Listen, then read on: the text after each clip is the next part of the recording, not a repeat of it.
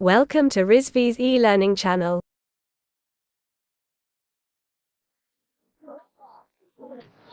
Good morning class. तो third year में अभी आपका जो एक सब्जेक्ट है पावर सिस्टम सेकंड, तो उसके बारे में थोड़ा सा जानते हैं। ठीक है, पावर सिस्टम, आखिर पावर सिस्टम का यूज क्या है? पावर पावर सिस्टम ऐसा क्या है कि इलेक्ट्रिकल एनर्जी में पावर सिस्टम का हम लोग इस्तेमाल क्यों करते हैं, या पावर सिस्टम है क्या? इलेक्ट्रिकल एनर्जी के लिए जो आप लोग इलेक्ट्रिकल इंजीनियरिंग पढ़ रहे हैं उसमें पावर सिस्टम क्या रोल है उसका? ठीक, तो पावर सिस्टम के बारे में पहले थोड़ा सा इंट्रोडक्शन क्लास है। तो इंट्रोडक्शन क्लास में पावर सिस्टम के बारे में थोड़ा सा जानते हैं कि आखिर क्या है। ठीक, पावर सिस्टम क्या होते हैं? जहाँ पे भी इलेक्ट्रिकल में, मोस्टली इलेक्ट्रिकल में आपके जो पावर्स आती है, मतलब ये जो सबके घर में सप्लाईज आती है, कहाँ से आती है? पावर से, पावर स्टेशन से। ठीक, आप लोग के नजदीकी पावर स्टेशन से आती है। अब उस पावर स्टेशन से भी नजदीकी वो वहां से कहाँ पावर आ रही है? बड़े बड़े इंडस्ट्रीज से, जैसे एनटीपीसी हुआ, भेल हुआ, वो सब बड़ी बड़ी जगह से क्या हो रही है? पावर जनरेट होती है। ठीक, अब वो पावर जनरेट होती है तो वो लोग किसको ट्रांसफर करती हैं? सब स्टेशन को। फिर वो सब स्टेशन कहाँ ट्रांसफर करते हैं? Near by sub station. ठीक, अब नियर बाई सब स्टेशन में फिर वहां से भी कहा जाता है आपके नियर अबाउट जो ट्रांसफार्मर लगे होते हैं, लेते हैं। फिर उस ट्रांसफार्मर से भी कहाँ आ रहा है? आपके घर पे। क्यों, कैसे? जैसे यहाँ पे आपका पावर जनरेशन हो रहा है, पावर जनरेशन, यहाँ पे आपका पावर जनरेशन हो रहा है। ठीक, जैसे मान के चले कि एग्जांपल ले लें एनटीपीसी का। ठीक, एनटीपीसी नियर अबाउट कई है, कई जगह है। ऊंचाहार सबसे नियरेस्ट में यहाँ पे है ऊंचाहार। क्या होता है? उसी तरह एक वहां पे भी है 12 पावर प्लांट, जेपी का है 12 पावर प्लांट। वहां पे क्या होता है? थर्मल के थ्रू क्या होता है? पावर जनरेशन होता है। इसमें कोयला के थ्रू, कोयले से, कोयले को हीट करते हैं, फिर उसके बाद उसके जो धुआं निकलता है उसमें से, फिर उसको हम लोग प्रेशर के थ्रू एक अल्टरनेटर पे मारते हैं, अल्टरनेटर घूमता है, उससे पावर जनरेट होता है। वो एक प्रोसेस है पावर जनरेशन का। ठीक, अब यहाँ से ये पावर जनरेशन हुए, पावर जनरेशन से कहाँ गए? ये सब स्टेशन में। ठीक, सब सब स्टेशन में, सब स्टेशन में गए। ठीक, पावर जनरेशन हुआ, सब स्टेशन गए। सब स्टेशन पे आपने देखे होंगे खूब बड़े बड़े क्या लगे रहते हैं? ट्रांसफार्मर लगे रहते हैं, काफी बड़े बड़े। क्यों? क्योंकि यहाँ से जो पावर जनरेट हो रहा है वो कितना होगा? 33,000 होगा, 11,000 होगा, मोस्टली उतना हो सकता है। 33 हो गया, 11 हो गया, मोस्टली मान ले जो बेसिकली कॉमन रहता है। ठीक, बड़े बड़े टावर्स लगे रहते हैं। टावर्स पे आपने देखे होंगे जो बीच में टावर्स लगे रहते हैं, उसके थ्रू जो पावर जनरेशन, मतलब पावर ट्रांसफर किया जाता है। ठीक, वो क्या हो रहा है? पावर ट्रांसफर कर रहे हैं कहाँ? सब स्टेशन पे आ गया। सब स्टेशन वाले में क्या करते हैं? अब उस पावर को या तो और बढ़ाएंगे या तो स्टेप डाउन करेंगे। किसके थ्रू? ट्रांसफार्मर के थ्रू। ट्रांसफार्मर के थ्रू क्या करेंगे? स्टेप अप करेंगे या स्टेप डाउन। अगर यहाँ से 33,000 आ रहा है, 33,000 केवीए का सप्लाई जा रही है सब स्टेशन के पास, 33,000 तो हमारे घर में आएगी नहीं, उतना तो नहीं झेल सकता ना। हम लोग के घर में आता है, कितना आता है? 240 मैक्स टू मैक्स, या 220, इतना आता है। 33,000 केवीए मतलब किलो वोल्ट पर अगर हटा दो तो 33,000, साथ में 3 जीरो और बढ़ा, तो इतना वोल्टेज तो हमारे घर के लिए ठीक नहीं है। इसलिए ये आता है सब स्टेशन से। सब स्टेशन पे क्या करेगा? ट्रांसफार्मर क्या करेंगे? सबको स्टेप डाउन करेंगे। पे 33,000 है तो उसको ले आएंगे कितने पे? 11,000 पे। 11,000 पे ले आए। ठीक, या उससे भी और नीचे ले आएगा 440 पे। 11,000 से क्या करेगा? 440 ले आएगा। अब ये 440 रुपये कहाँ गया?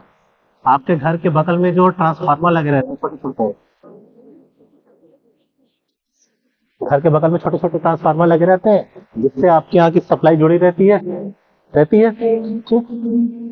तो वहां पे कितना आ रहा है, 440 वोल्ट आ रहा है, बट हमें चाहिए कितना, 220 से 240 इतना चाहिए ठीक। अब हम क्या करेंगे, फिर ये ट्रांसफार्मर क्या कर रहा है, स्टेप डाउन कर रहा है, फिर से इसने क्या किया, स्टेप डाउन किया, और स्टेप डाउन करके ये आपके घर में कितना दे रहा है, 220 से 240 ठीक। ये हो गया बेसिक नॉर्मल एक ब्लॉक डायग्राम। अब इसमें हम ये कहें कि पावर सिस्टम है, पावर जनरेशन है, इलेक्ट्रिकल कंपोनेंट है, कोई भरोसा तो नहीं कब खराब हो जाए या कब सही चले, कोई भरोसा नहीं ठीक है। तो अगर एक फेज पे अगर हम लोग डिपेंड रहेंगे पावर जनरेशन में, अगर हम लोग एक फेज पे डिपेंड नहीं, जैसे आपके घर में आता है एक फेज आता है और एक न्यूट्रल, घर में आपके आ रहा है क्या, एक फेज और एक न्यूट्रल, ये दो चीज आ रहा है, और फिर घर में आपकी वो पूरी सप्लाई चलती है। आपने देखा होगा कि आप लोग के घर के बाहर हमेशा जो ट्रांसफार्मर से भी जो तारें आती हैं वो 3 में आती है, एक हो गई आपकी आर, एक हो गई वाई, एक हो गया आपका B, R Y B, 3 phase हमेशा आती है। क्यों 3 फेज हम लोग क्यों रखते हैं, इसलिए रखते हैं कि इन केस अगर आपकी एक फेज खराब हो, इन केस आपकी एक फेज में कुछ भी गड़बड़ आ जाए तो हम दूसरे से उसको मैनेज कर सके, और इन केस दूसरे में भी अगर खराबी आ जाए तो हम लोग तीसरे से उसको मैनेज कर सके। आप लोग ने देखा होगा जब आप लोग के घर के बगल में जब लाइट कटती है तो लोग कहते हैं कि भाई ये वाली फेज में लाइट चली गई, वो दूसरे फेज में लाइट आ रही है, तो कुछ लोग क्या करते हैं, कटिया मारते हैं, तो वो लोग क्या करते हैं, जैसे आपका कनेक्शन आर से जुड़ा हुआ है, इसमें क्या हुआ, अचानक फॉल्ट आ गया आर में, किसी भी तरह से यहाँ पे ब्रेकडाउन हो गया, एक फेज आपका उड़ गया। अब क्या करेंगे, आपके घर के बगल से 3 लाइन गई है, आपने क्या किया, अपना कटिया उठा के वाई में डाल दिया, तो उसने क्या किया, कनेक्शन आपको देना चालू किया, आपके घर में सप्लाई दौड़ गई, कहते हैं ना फेज उड़ गया है, जो कहते हैं हम लोग कि भैया हमारा फेज उड़ गया है, यही होता है। और पावर सिस्टम में ये चीज होती है कि हम लोग एक फेज पे कभी डिपेंड नहीं रहते, हमारे पास 3 फेज है, आर वाई बी, 3 फेज है। इन केस 2 फेज खराब हो जाए तो एक फेज हमारे पास रहे, इसको मैनेज करने के लिए कि हमारा कॉन्टिन्यूअस एक प्रोसेस चलता रहे। तीनों जब खराब होता है तो कहते हैं कि पावर ब्रेकडाउन हो गया, मतलब पूरी तरीके से पावर शट डाउन हो गया ठीक।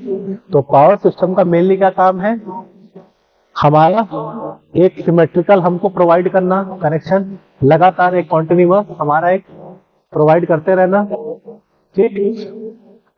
और इन केस अगर हमारा एक भी फेज उड़े तो दूसरे से मैनेज हो जाए ठीक है। तो इसी में आते हैं क्या है, सिमेट्रिकल नेटवर्क आता है, एक आता है अनसिमेट्रिकल नेटवर्क। अब सिमेट्रिकल नेटवर्क क्या आता है, वो भी फेज के बेस पे रहता है, अभी नॉर्मल इंट्रोडक्शन बता रहे हैं, बाकी नेक्स्ट लेक्चर में इसको और डीपली में समझेंगे, सिमेट्रिकल नेटवर्क और अनसिमेट्रिकल नेटवर्क। उसमें भी सिमेट्रिक नेटवर्क में आपको क्या आते हैं, पॉजिटिव नेटवर्क आते हैं, नेगेटिव नेटवर्क आते हैं, जीरो नेटवर्क आते हैं। किस बेस पे, मतलब आपके R Y B, R Y B, ये 3 फेज पे रहते हैं, जो भी रहेगा आपका ये 3 फेज पे रहेगा, और एक आप अलग से मान लो न्यूट्रल ठीक। तो 3 फेज और एक न्यूट्रल, इसका फेजर डायग्राम हमेशा रहता है कितना, आर वाई बी, और ये तीनों किससे 120 डिग्री,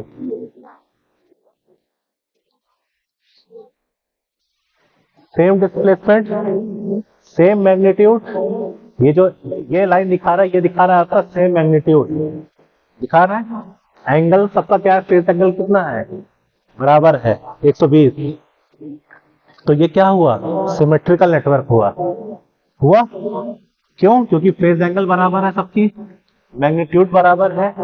इन केस अगर हमारा ये खराब हुआ तो हमारा वाई से काम चल जाएगा, और अगर हमारा वाई खराब हुआ तो बी से काम चल जाएगा, और बी खराब हुआ तो आर और वाई, ये दो लोग हैं जो उस चीज को मैनेज कर सकते हैं। ठीक है, तो ये हुआ क्या हमारा power system introduction. Normally power system क्यों जरूरी है इलेक्ट्रिकल में, पावर सिस्टम का ऐसा क्या रोल है जो कि बेस करता है हमारे सिर्फ आर वाई बी तीन फेज पे। ठीक है, अब नेक्स्ट लेक्चर हम लोग इसका सिलेबस कंटिन्यू करेंगे, उसमें symmetrical network, positive negative zero sequence, सारी चीजें आगे समझेंगे। ठीक है, तो थैंक यू क्लास।